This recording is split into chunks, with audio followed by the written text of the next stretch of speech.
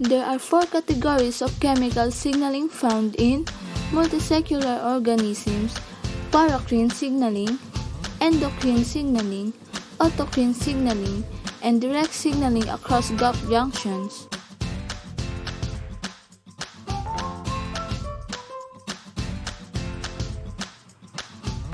The main difference between the different categories of signaling is the distance that the signal travels through the organisms to reach the target cell.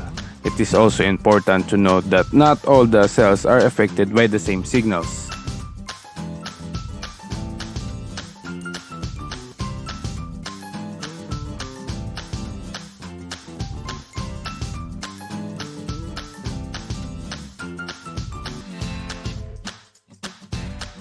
Paracrine signaling.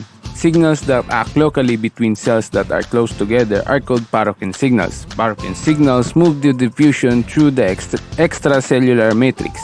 These types of signals usually elicit quick responses that last only a short amount of time. In order to keep the response localized, paracrine ligand molecules are normally quickly degraded by enzymes or removed by neighboring cells.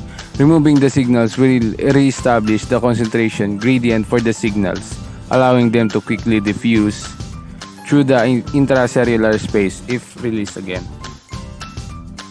Endocrine signaling. Signals from distant cells are called endocrine signals. They originate from endocrine cells in the body. Many endocrine cells are located in endocrine glands such as the thyroid gland and the hypothalamus and the pituitary gland. Autocrine signals are reproduced by signaling cells that can also bind to the ligand that is released. This means the signaling cell and the target cell can be the same or similar cell.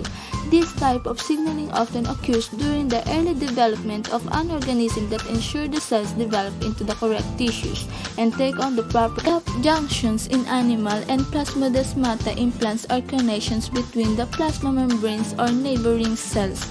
These water-filled channels allow the small signaling molecules called intracellular mediators to diffuse between the two cells.